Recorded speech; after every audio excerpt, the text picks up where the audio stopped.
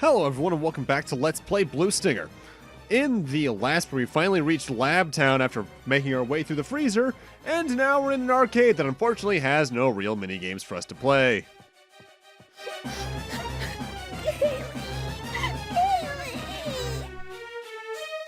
This child is distraught, not because of the murderous monsters around her, but because she wants that weird little creature on the top right of the screen. We need to use the Sega token and shoot these animals to death, frankly speaking. Thankfully, it's relatively easy. The railgun, honestly, has really good homing for this. I wouldn't recommend using the ammo on it. Merry Christmas. Kaylee, I love you. Thank you. Where are your parents? I don't know. Now let me look around. Stay here with Gailey. You're good looking. I'll give you a Christmas present. It's Christmas Eve. You might wonder why the hell they suddenly gave her subtitles for that. It's because it's a hint needed for progression. The passcode to leave the arcade through the stat door is 1224, Christmas Eve. That is the only time I've noticed they use subtitles in this game is when it's needed for people who can't hear in order to progress. In a way, I'm almost glad they actively have that little failsafe there. But at the same time, you couldn't do it through the rest of the game? I mean, come on! Either way, a very important thing here is this giant building here, the Omega Club Pink Girl Strip Club. That's not important for now, but that door is locked, and we'll want to enter that place later on for one of the best weapons in the game. Also, in Lab Town, we actually start finding a new variety of humanoid enemy. A bit more of a sprinter who uses the extra limbs it has to move faster. It also hurts a bit more and I think can take a little more punishment. At the end of the day, though, it's another humanoid, and a good shotgun to the face or some iron fists to the everything will take it out. By and large, most of the enemies in this game that aren't boss fights aren't that much of an issue to kill. Honestly, there's only really two in late game, I think, that are honest to God super annoying. 3 technically, but that's just because that one is more or less a more annoying version of the weird little bird bat enemies we've seen around. More on that in like part 10, maybe? I think that's about right. I should note, this is one of those LPs that got longer through editing, because I think I only had like 11 recording sessions, but it ended up being around 12 parts from memory. Honestly, I even still might try to space out some of the parts, because I don't like most of these videos being longer than like 25 minutes. Half-hour-ish videos, period, I think are better reserved for RPGs than bad survival horror games. If there is something I can give this game, though, compared to even Resident Evil games... 1, no inventory management, which works well in certain horror games, but I honestly prefer it when games at times go for more of the Silent Hill near infinite inventory sort of thing. But also, this game makes good use of almost all of your weapons through a lot of it, or at least you use more of them than you would in your average Resident Evil. Either way, we have arrived at the fabled Rat's Bar, but first we want to head into here. This is the bank, which actively has a purpose. You might remember, I think 2 parts ago now, we found the Kimra Bank card, and if you check your other items, this is your key item inventory, we also have Elliot's ATM card. You can actively use these in this bank to get money. The important thing to note is that money for Kimra employees replenishes on the 25th of every month. How you figure out the PIN codes, though, is a bit of a puzzle. Elliot's is his code number in ESER 3252. I think I said that right. Whereas the second one, the Kimra Bank card, the pin for that is the birth date of the person. I'm sorry, 3532. Is the birth date of the employee who it belonged to. October 8th, put into numbers, that is 1008.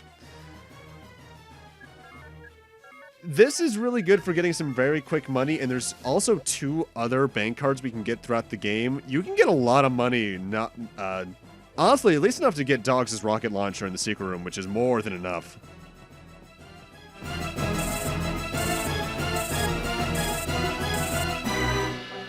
Are you still alive? Good timing, Janine. We just arrived at Rat's place. We'll call you back in 5. Got it, tough guy. Like to note, this place, the exterior of this place visually was just outright reused in Illbleed, the other game by these developers, and admittedly in a rather humorous way. Now, Rat's Bar is a bar. It's very tiny. There's a couple of hidden items you can find around, namely a large Hassie here and something else there. The thing we want to do, though, is push the pool table, because honestly, screw billiards. It's harmed me enough in Yakuza for me to never want to play it again in real life. Although, admittedly, Yakuza 5's billiard completion wasn't too bad. Still working on that platinum trophy. Probably gonna be for a while, given how the Coliseum looks to be. We want to push this obvious button on the wall, which causes the area to go into black so it can fade in a new version of the area that has a staircase down to, I guess this place is supposed to be the wine cellar for the bar. Definitely looks to be that. And within here, we have a cutscene. Dogs, thank God you're here. Ready to pay off your debt? Dang, he's alive! I was hoping you'd be dead so that I'd be debt-free. That's too bad. Most of my clients are dead. Dogs, get to the point. Who's he? A young rescuer who is as lost as us. I need your help. If you're looking for a weapon, forget about it. I need a lab ID. Check the wine rack, the one with all the tabs. You just might find one. Thanks. It's gonna cost you. Remember, you can't die until you pay off your tab. And this actually stumped me for a little bit on my first playthrough. You need to investigate this machine almost on 3 very distinct places to get the ID, the driver's license, and the tackle shop key. All 3 of these are required in some form or another, although technically the tackle shop key isn't. It's just, certainly feels like it's meant to be.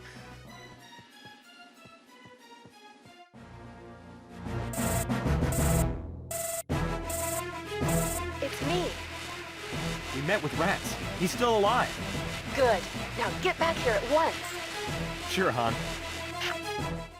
And admittedly, I kind of screw up on a puzzle coming up here because I actively forget I picked up the driver's license, and due to some inconsistent naming in the key items menu, I never investigate it because a password we're gonna need coming up is on the back of it.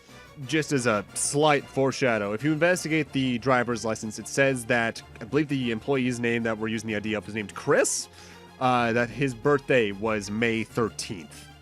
So keep that in mind. That might be the solution to a puzzle in a little bit.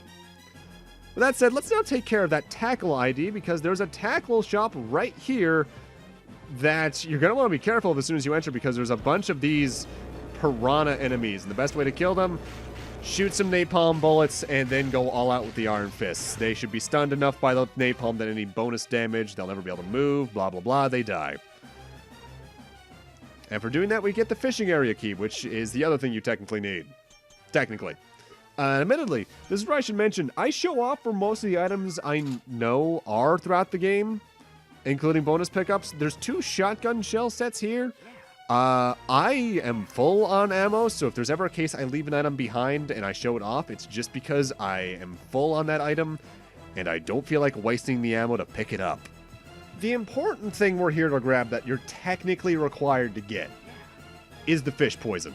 Because one thing I didn't show off, and I'm about to jump cut back there anyway, at the exact room we started off the part with, where I left the bathroom before I went into the arcade, if you tried to go to the right, there's a pool of water there you can swim in. But if you try to go in there before using the fish poison, which gets used automatically when you approach it, there's a bunch of fish enemies in there who will try to maul the ever-living shit out of you.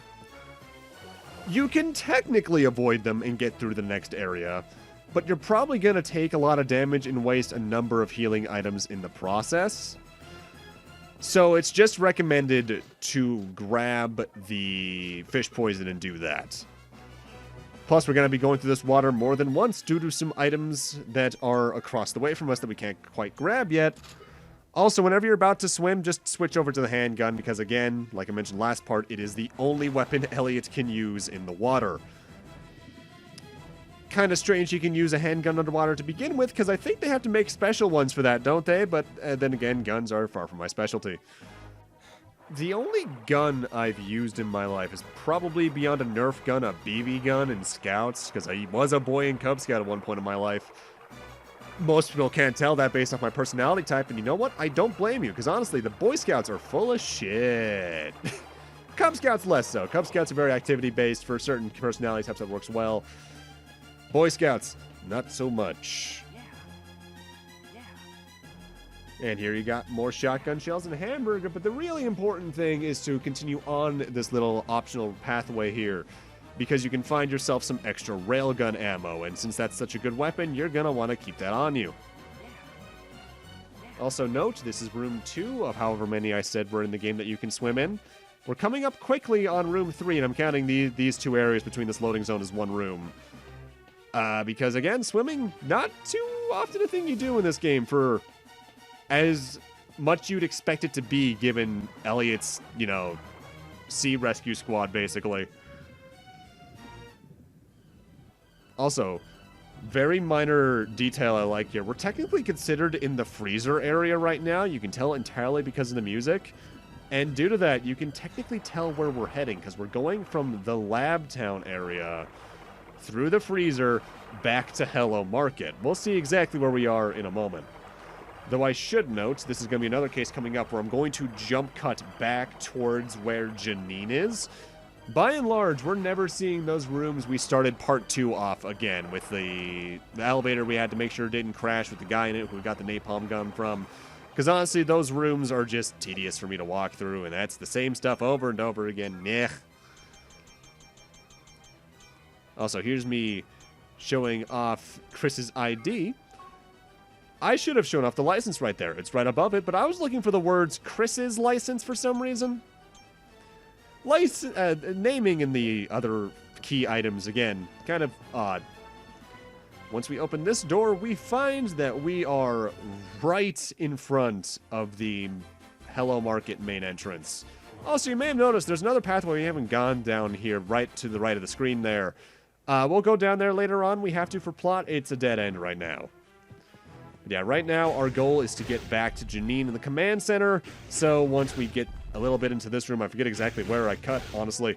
We're going to be cutting back towards where Janine is. By now, this pathway should be familiar, so that's the only reason I feel really comfortable in doing it. If this was, say, Resident Evil, where routes can evolve due to new things or new enemy encounters, less so. But since the enemy encounters in this game literally never change, a room will always have what a room has. Yeah, comfortability. Though I do like to say hello to this tentacle. I name him Charles. He tries his best, but seldom ever succeeds. I like Charles. Who is it? Also, every time you try to enter the command center, you do get that whole dialogue we had back in part 2, I believe, where Elliot calls Janine his sweetheart, and she opens the door like a dumbass. Don't let him in. Don't reward his damn behavior. Ah, boy. Welcome home, tough guy. This is for you, honey. Come on, make it happen.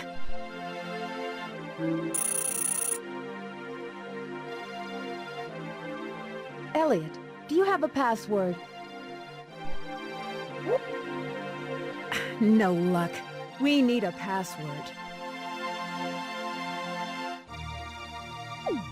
Brief jump cut because I honestly thought I missed the driver's license here. What's the password? As is pattern for the game, the password is the guy's birthday, May 13th. Gotcha. It's okay. The password's accepted.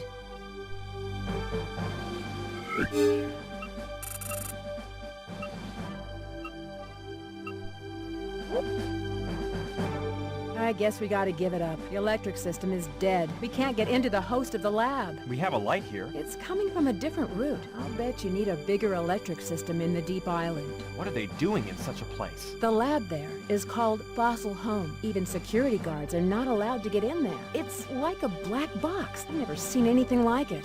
Can we get to the electric system? I guess. We have Chris's ID.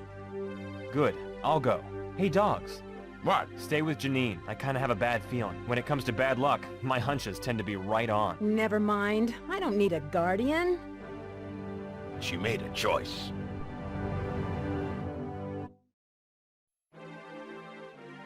Call me on the line if something happens. Just not gonna have a Janine line in there for some reason, despite there meaning to be one? It's like the voice acting in this game was probably not paid too much attention to. Mind you, I can't help but wonder, given I know this was a track record with some companies in the 90s, I wonder if the English voices were directed by the Japanese voice directors. I think that was the case with, like, some of the old Resident Evils, so it may have well been the case here, honestly. And not for nothing, I love Dogs' "she made a choice" line. There's something about the way he delivers that that's honestly very genuine.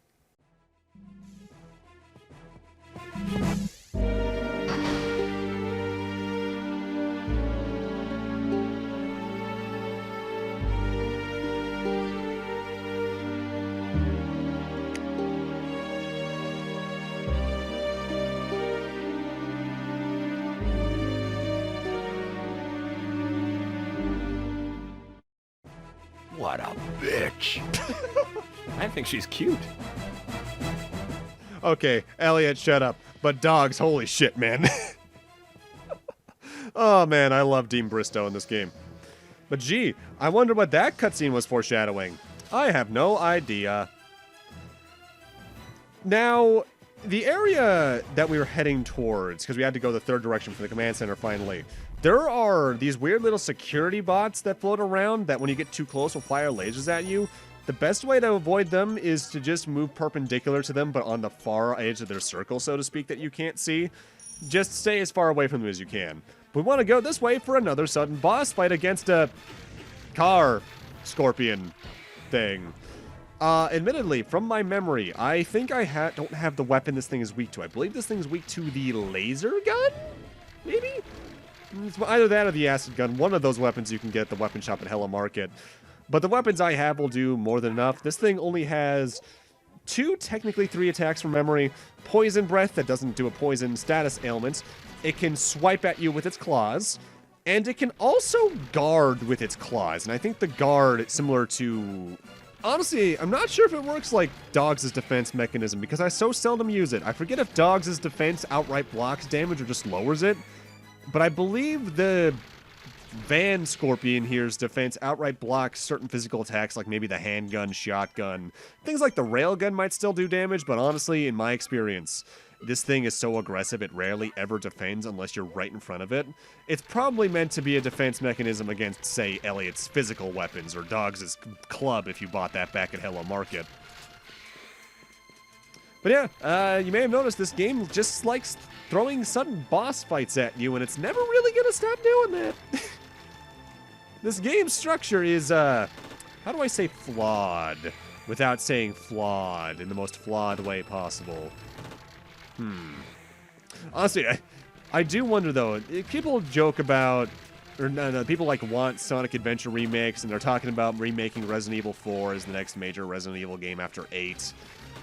Sometimes I want the obscure horror games to get remakes. Like, I want this to get a remake to see what they could honestly do with it, because I think there's some cool concepts in here. Rule of Rose's story deserves a better game than what it actually has. Things of that nature. There's some clunky-ass PlayStation 1, PlayStation 2 generation horror games that need better love. And it looked like we were going to get something like that, because... weren't they remaking Nightmare Creatures, the PlayStation 1 action horror game that is actually good? But we just never really heard anything about it after a certain point. I think it got revealed not long...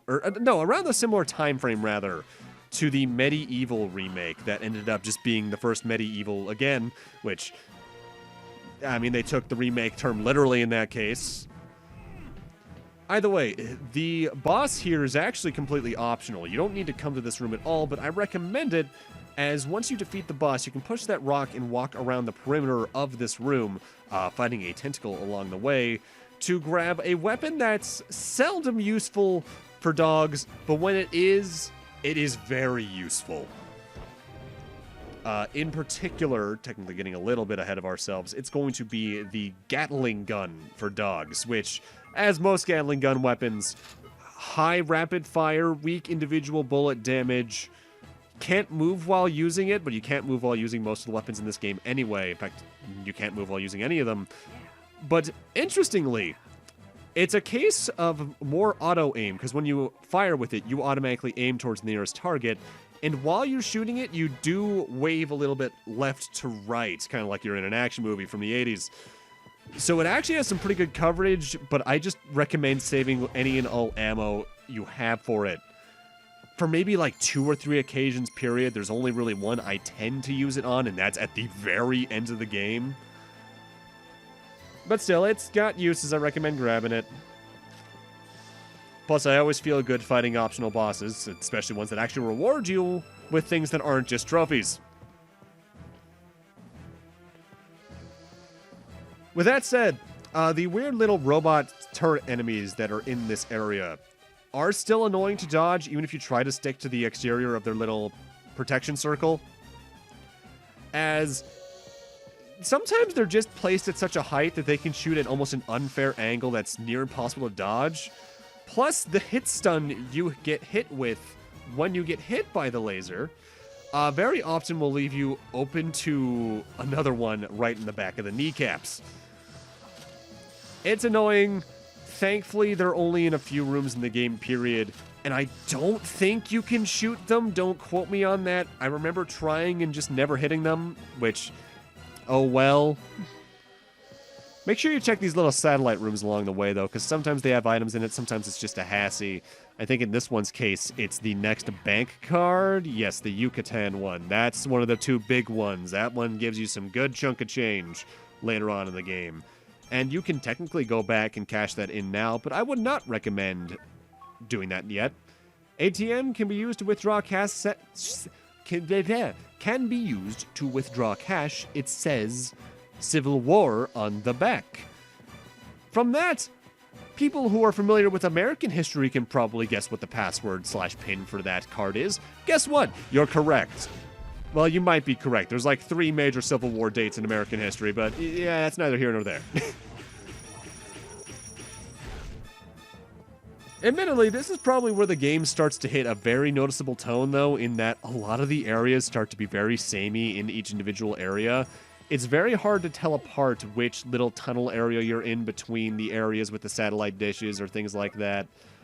In the area we're going to be in next part, it's very hard to tell one room apart from another, aside from letters on certain parts of the rooms. This game's level design, admittedly, works for what it's supposed to be, because an area like this probably would be very samey looking, but as a game design element, it's not the best. Before we head up towards whatever that is to the north of us, I think, we want to head into here because we have a convenient little save and map station. But with that, I'm going to need to end this off here. Thank you guys for watching, and in part 6, things are going to get a little explosive for a bit. See you guys then!